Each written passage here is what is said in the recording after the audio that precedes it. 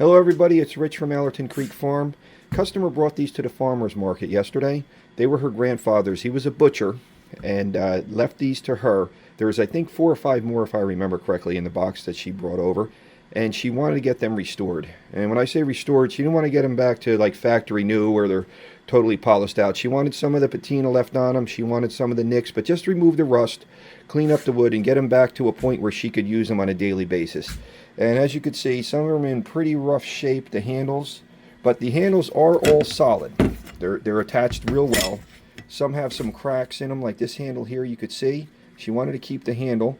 So what I'm going to try to do is fill it, clamp it, and then resand it, see what we can do. We're not going to bring them, like I said, to a mirror finish, but we're going to get them back to a point that you'd be proud to have them in your kitchen, and we could stop the rust from continuing. This one here, as you see, we'll have to reprofile. That edge is really bad.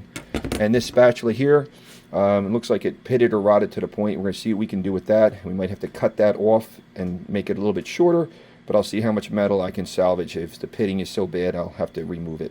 Okay, well, we cleaned out the crack with a pick, and now I just added some wood glue. I'm using the Titebond 2. It's the dark, kind of blend in with this handle here. So what we're going to do, or what we did do, is we put some glue in there, got a nice heavy amount in there. We're going to fill in all the gaps, because all of this is going to be cleaned up and sanded after. We just want to get as much glue in that area as we can. Now I'm going to clamp it off, fill in any other spots on the other side, let that dry, and then once we sand it and blend it, it should come out pretty good. So that's where we're at so far. Hopefully that picks up a little bit. This lighting's pretty bad in this end of the shop.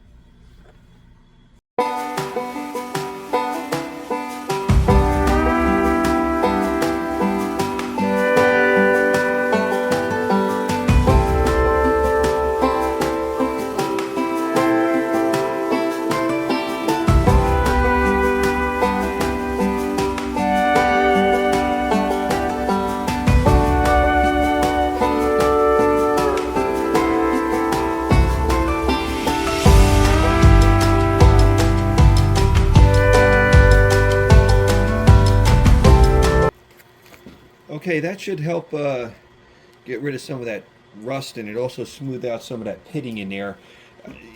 The customer wanted to keep as much of it original as possible, but the only problem is you can't keep the patina that the item gathered over the years and then get down underneath the rust. Otherwise you'd have like shiny spots where you got down to the rust and removed it, and then you'd have the patina in the other areas. But the thing is about patina, it will come back very fast. This is high carbon steel, and we'll keep working this. We'll get all the scratches out and bring it up. We're not going to bring it, like I said, to a mirror shine or anything of that nature.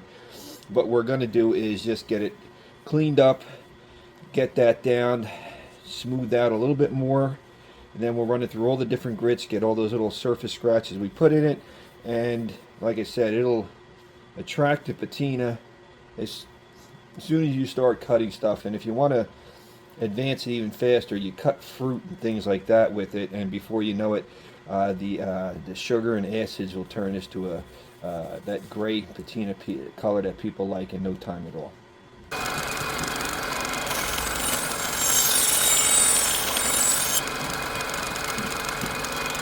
Now all the rust has been neutralized on the blades, and we put them on the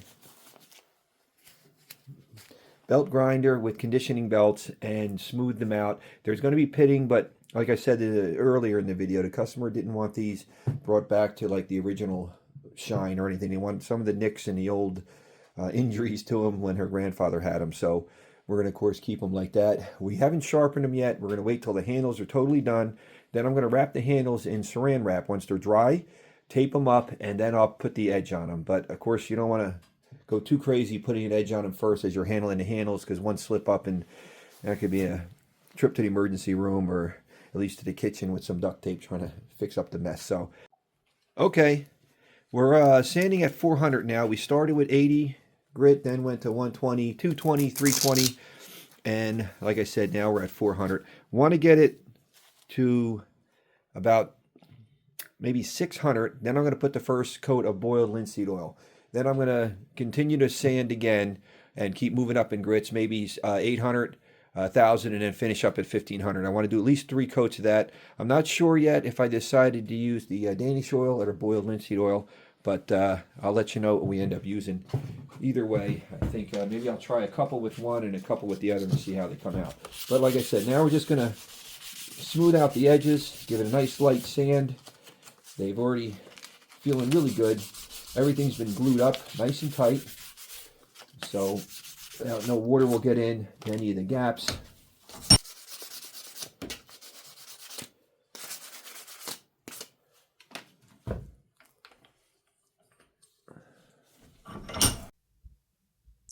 Okay, all the knives in the spatula have been sanded up to 1,000. Did 400, and then after that, put the first coat of boiled linseed oil on, and then let it dry for 12 to 14 hours, then sanded it lightly, just lightly, not to take all the oil off, but just to keep it nice and smooth. And I continued to do that up till I got to 1,000 grit. So at this point now, what I'm going to do is I wrapped all the handles with saran wrap and just put some blue tape on them, as you can see. I'm going to buff them off one more time on the buffing machine, just to kind of get it evened out a little bit. You can see where the tape was, like on some of the blades, and they already started oxidizing. So that way I'll just buff them out so they're all kind of smooth and even. And then I'm going to put the edge on all the remaining knives, and then we'll be able to call this project done. Okay, what we're going to do now is we're going to go ahead and buff everything off on the buffing wheel here. We're going to start out with Duralex Gray. Then from there, we're going to move up to a White Rouge and then finish it off on a clean buff. After that's done, what we'll do is we'll bring it over to the knife grinder, put the edge on, and that's pretty much it. The only other thing left is I'm going to let the knife sit probably about another week or so. That'll give that boiled linseed oil enough time to fully cure. Once that's done, I'm going to put a coat of what they call a hard wax. It's Renaissance wax made, I believe, in England. It's a museum quality wax that they use to preserve, old instruments, tools, even paintings. Put that on there on the handles, and then that should be pretty much it for this project. At that point, I can turn it back over to the clients.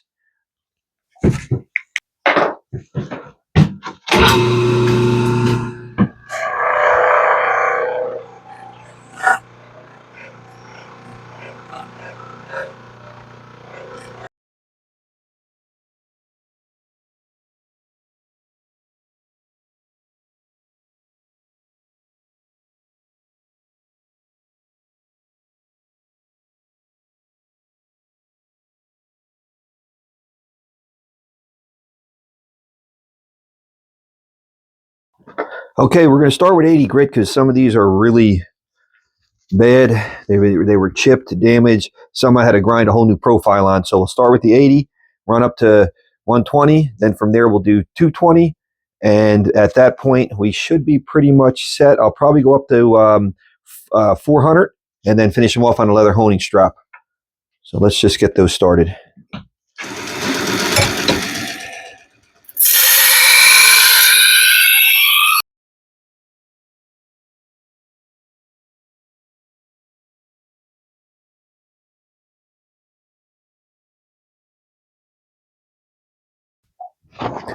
Okay, that's done. Brought it up to 400 and finished it off on a leather strop with, I think it's about 900 grit honing paste on there. So what I do after that is I just do a slice test just to make sure there's no snags. Sometimes you can't see them. So that looks good like that. And then I do a push test on a couple of different parts of the blade just to make sure that it'll push through no problem. So that should do it. We'll do the other ones the same way. And that should kind of finish this project up. Okay, this project is pretty much finished. All I have left to do is treat the handles with a coat of wax. I'm probably going to use Renaissance wax, which is a museum grade wax out of England, I believe.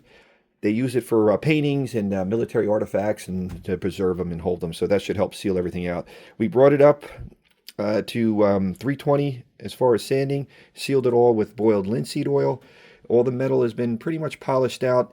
Like she had said, and I think I mentioned earlier in the video, she wanted the scars and everything left in there. The rust has been neutralized and they've been cleaned, but not brought back to like a factory finish or a high-end finish or anything like that. But they're users again, and hopefully she'll be proud to use them, and her grandfather will be proud that she kept them in service. Thanks again for watching, and I hope to maybe hear from you guys in the comments.